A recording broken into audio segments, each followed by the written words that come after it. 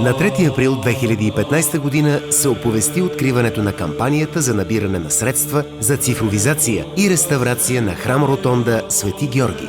Кампанията се организира с благословията на Негово Светейшество Неофит, митрополит Софийски и патриарх Български, от църковното настоятелство на храма и фондация 15 века България. Набраните средства към края на април позволиха започването на първи етап от проекта – цифровизацията.